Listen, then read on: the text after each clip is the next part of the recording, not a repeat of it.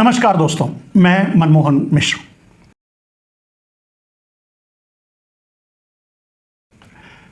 राम मंदिर लूट कांड को लेकर के मैं समझता हूं कि आगे और भी भयानक खुलासे होंगे और बड़ी से बड़ी भयानक बातें आप लोगों के सामने आएंगी। उनमें से एक झलक आज मैं आपके सामने रखूंगा।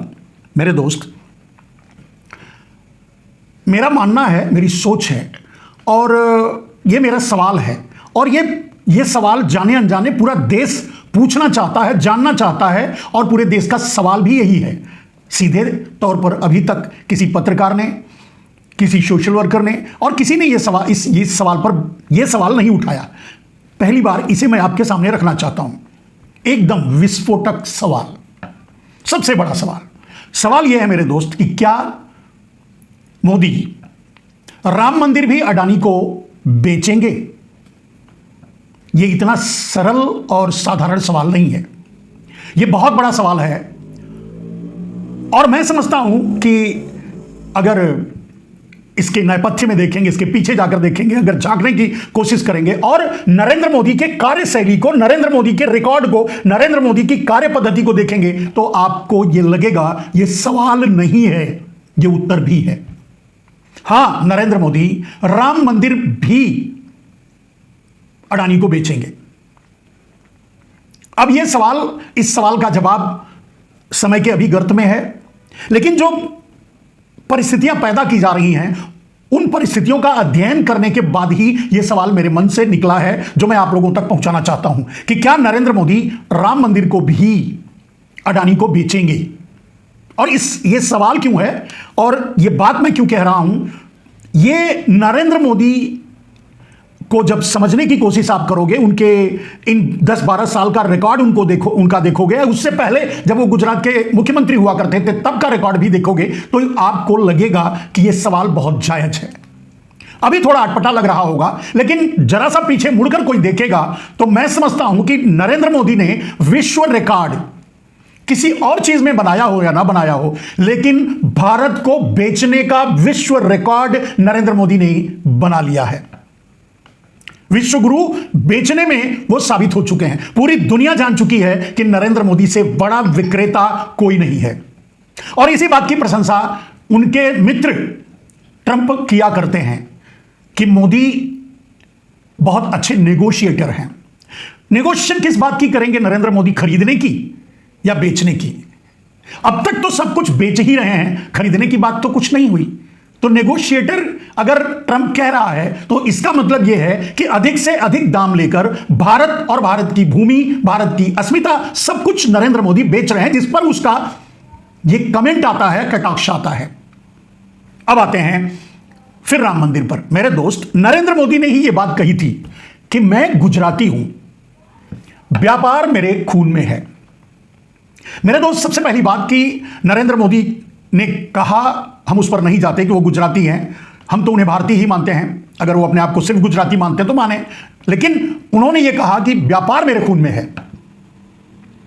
और वही व्यापार जिस दिन से वो प्रधानमंत्री की, मुख्यमंत्री की गद्दी पर बैठकर भी उन्होंने यही किया था, लेकिन जिस दिन से प्रधानमंत्री की गद्दी पर बैठे हैं उस दिन से लेकर आज तक उन्होंने देश का व्यापार किया है, बस व्यापार। उन्होंने प्रधानमंत्री की कोई भूमिका नहीं निभाई। सार्वजनिक क्षेत्र में, सार्वजनिक लोगों के लिए, आम आदमी के लिए कभी कोई काम नहीं किया है, सिर्फ और सिर्फ व्यापार किया है। और व्यापार में ज्यादातर उन्होंने बेचा है, खरीदा कुछ भी नहीं है।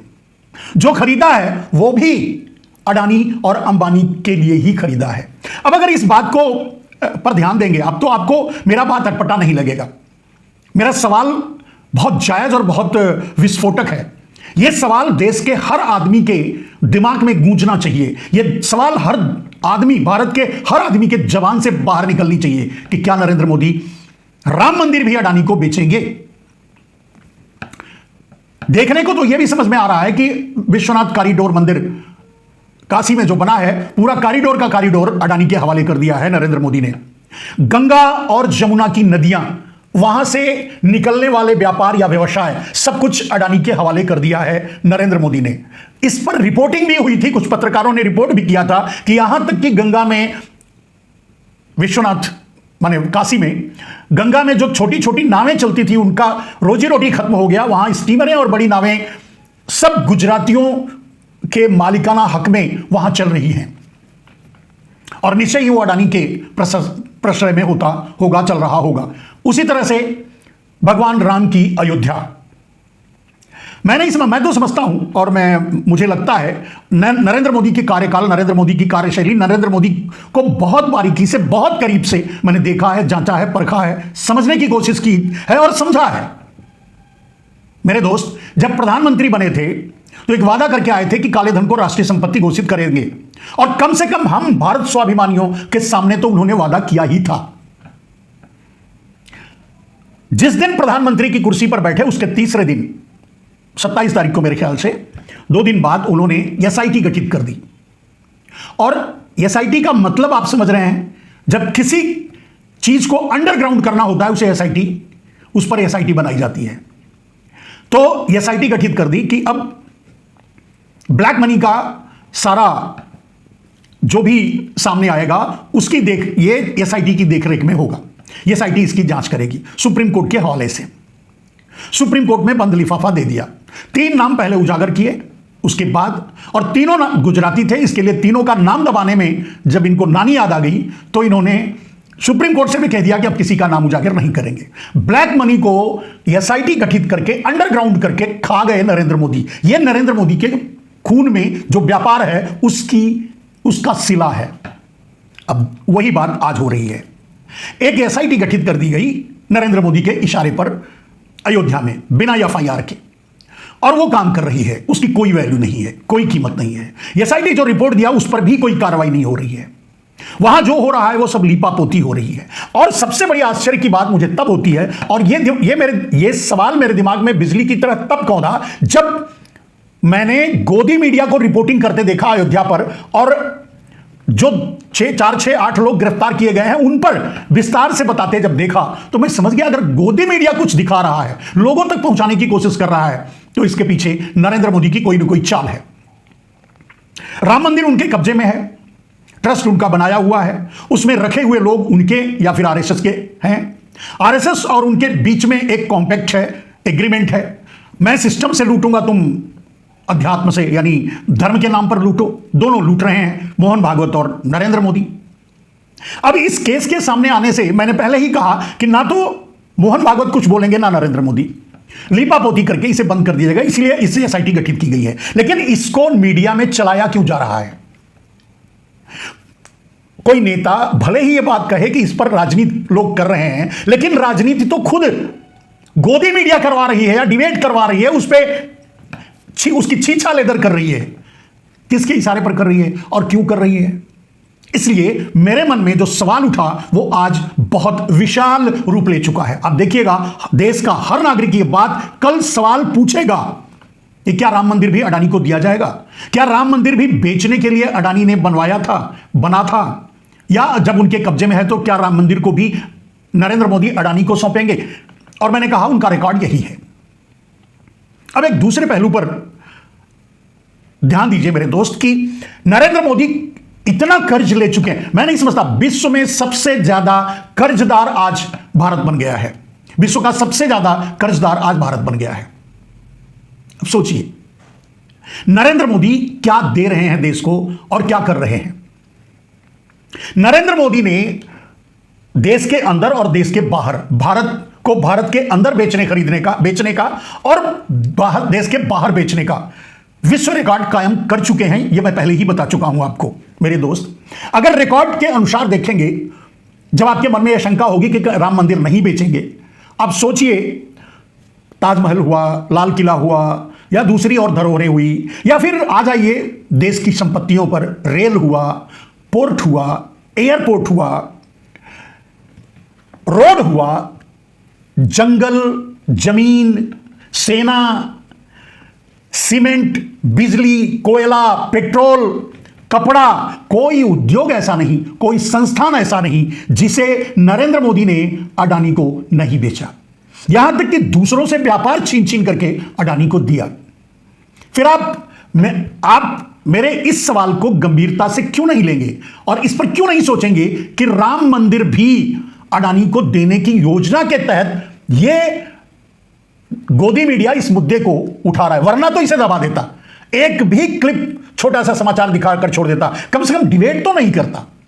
अगर गोदी मीडिया इस पे बोल रहा है तो नरेंद्र मोदी की योजना पर काम कर रहा है, और नरेंद्र मोदी की योजना राम मंदिर ट्रस्ट को बदनाम करके, बदनाम तो है ही है, चोर तो है ही है, लेकिन उनके चोरी को सामने ला करके, जिस चोरी में वो भी शामिल है, हिस्सेदारी उनकी भी है, लोग तो ये मानने लगे, जानने लगे, कहने लगे हैं, और अब बात सामने भी आ रही है कि राम मंदिर की चोरी की हिस्सेदारी, चोरी का माल अडानी तक भी पहुंचा है। मोदी और मोहन भागवत तक ही सीमित नहीं रहा, अडानी और अंबानी तक भी पहुंचा है, पहुंचाया गया है।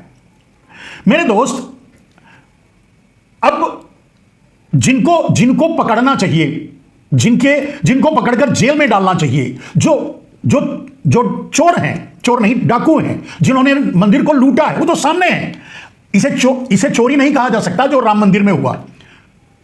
अज्ञात चोरी हो जाती है, पता नहीं रहता कितना माल गया, क्या गया, कौन लिया, तब चोरी की बात की जा सकती है। तो डकैती है तो सीधे लूट का माल भी बरामद हो रहा है, हुआ है, हो रहा है, दिखाई दे रहा है, सामने है।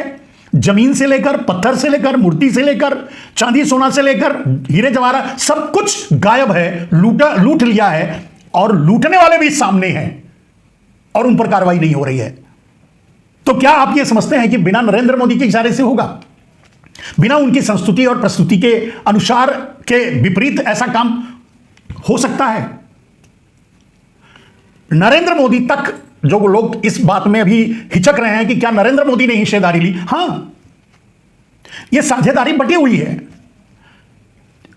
यह आप राम मंदिर से लूटे गए माल को अगर इलेक्टोरल बॉन्ड में कन्वर्ट करके भारतीय जनता पार्टी के खाते में जमा किया गया हो तो कोई बड़ी बात नहीं है। राम मंदिर से लूटे गए माल को दक्षिणा के रूप में मोहन भागवत की गोदी में डाला गया हो गुरु दक्षिणा के दिन, तो कोई बड़ी बात नहीं है, यह हुआ है। लेकिन यह सब करने के बावजूद इस बात को नरेंद्र मोदी और अच्छे तरीके से टैकल करके दबा सकते थे, कम से कम मीडिया में तो दबा ही सकते थे, क्योंकि गोदी मीडिया उनकी जेब में है। लेकिन और जब यह गोदी मीडिया इस बात को उठा रहा है तो निश्चय ही नरेंद्र मोदी का कोई आशय है। तो क्या आशय है? नरेंद्र मोदी क्या कर सकते हैं? राम मंदिर उठा के जेब में डाल लेंगे? नहीं। आगे और चोरी करवाते रहेंगे? नहीं। अब इतनी चोरी कर चुके हैं, सीधे अब जो माल आएगा वो अडानी के खाते में जाएगा, नरेंद्र मोदी के खाते में जाएगा, गुरु दक्षिणा के खाते में जाएगा, अगर अडानी उसके कर्ता धर्ता बन गए तो जहां सब कुछ, जल, जमीन, खनिज, सब कुछ अडानी के हवाले कर चुके हैं, तो मंदिर क्यों नहीं?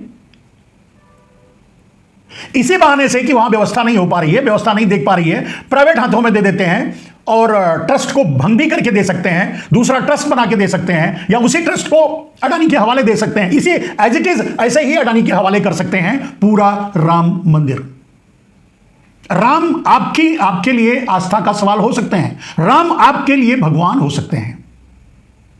राम इस देश के पूज्य हैं, भगवान हैं, मर्यादा पुरुषोत्तम हैं, लेकिन ना तो ये इनमें कोई मर्यादा है, ना तो कोई लाज शर्म है, ना तो कोई कुछ भी ऐसा नहीं है जो आप राम को सामने रखकर इनमें ढूंढने की कोशिश करेंगे। तो ये क्या करेंगे? सीधे एक बहाने से मंदिर को भी अडानी को दे देंगे, बाकी जो सारी संपत्तियां, रेल, पोर्ट, एयरपोर्ट, जो भी जमीन, गंगा जमुना, जो भी सब कुछ, जल, जंगल, जमीन, सीमेंट, कोयला, सब कुछ, पानी, सब कुछ अगर अडानी के हवाले नरेंद्र मोदी ने किया तो यही क्या करके ना कि कोई संभाल नहीं पा रहा है। यहां तक कि अच्छे प्रॉफिट्स में चलते हुए इंस्टीट्यूशंस को अडानी को बेच दिया गया, यहां तक कि सेना को भी, यहां तक कि सेना के संसाधन को भी, यहां तक कि आणविक पावर को भी, एनर्जी को भी, सब कुछ जब अडानी के हवाले, तो राम मंदिर क्यों नहीं? इसीलिए यह जलता हुआ सवाल, विस्फोटक सवाल मेरा है कि क्या अब इस देश को यह देखने को मिलेगा, यह सुनने को मिलेगा आगे कि राम मंदिर भी अडानी के हवाले कर दिया नरेंद्र मोदी ने। मेरे दोस्त, आप मेरी बात पर गौर करना, सोचना, और मैं तो आश्वस्त हूं कि यही करेंगे नरेंद्र मोदी। इसके सिवा नरेंद्र मोदी को किसी भी समस्या के समाधान में कोई रास्ता नहीं होता, नहीं दिखाई देता, या वो नहीं ढूंढना चाहते या नहीं करते, सिर्फ इसके कि सब कुछ अडानी को दे दो, अडानी चलाएंगे। अडानी उनकी दुनिया है, अडानी उनके सब कुछ है, तो मंदिर क्यों नहीं? और आगे भी जब मंदिर बन रहा था, मैंने कहा, जब मंदिर बन रहा था मेरे दोस्त, तब भी मैंने कहा मंदिर बनने दीजिए, बनकर क्या होगा? अडानी को सौंप देंगे। संसद भवन बन गया, संसद कब अडानी को दे देंगे कोई भरोसा नहीं। पूरी सत्ता नरेंद्र मोदी, अडानी और ट्रंप के कदमों में। राष्ट्रीय स्तर पर अडानी और अंतर्राष्ट्रीय स्तर पर अपने आका, अपने प्रायोजक ट्रंप के कदमों में बिछा रखा है मेरे दोस्त। कॉकरोच, सुनने में तो आया है कि तबीयत भी खराब है सोनम वांगचुक की। कॉकरोच सड़क पर उतरे हुए हैं, राहुल गांधी अपने स्तर पर लड़ाई लड़ रहे हैं। अगर आपको भी मेरा सवाल लगे कि कहीं कुछ ऐसा है तो नहीं, अगर आपको कुछ भी समझ में आए तो कुछ कीजिए, जो भी कर सकते हैं देश बचाने के लिए कीजिए, क्योंकि इस समय देश खतरे में है। राम मंदिर की बात छोड़िए, राम मंदिर तो बनाया ही अडानी के लिए गया है और बेचने के लिए गया है, कमाने के लिए गया है। बाकी देश को संभालिए, देश को बचाइए, साथ में देश संभलेगा, देश बचेगा, इस आदमी से छुटकारा मिलेगा तो आपके राम भी बचे रहेंगे। वरना कब ये आदमी, इनके लोग वहां से मूर्ति भी गायब करके बेच देंगे, जैसे सब कुछ बेच दिया, कोई बड़ी बात नहीं, क्योंकि इनको आस्था नहीं है, ईश्वर में आस्था नहीं, ईश्वर में विश्वास नहीं है। इनको भगवान राम की मर्यादा का पता ही नहीं है। ये राम को एक सत्ता हासिल करने का हथियार या जरिया और धन कमाने का जरिया मानते हैं, जानते हैं, और यही प्रयोग इन्होंने अपने पूरे कार्यकाल में किया है। मेरे दोस्त, देखा आपने, नरेंद्र मोदी ने विश्व भ्रमण कर डाला, अडानी के अलावा किसी को कुछ मिला? और अब जब चोरी का माल अडानी तक पहुंच रहा है तो मंदिर ही अडानी के हवाले हो जाएगा, सब कुछ, सब शांत हो जाएगा। कहीं कुछ नरेंद्र मोदी एक दिन ये बात पूरी तरह से देश के बच्चे बच्चे के माथे पर मुहर की तरह लगा देंगे, मैं गुजराती हूं, व्यापार मेरे खून में है। मेरे दोस्त, जाते जाते, कभी भी इतिहास जानता है इस बात को, एक व्यापारी कभी राजा नहीं हो सकता और एक व्यापारी कभी न्याय नहीं कर सकता।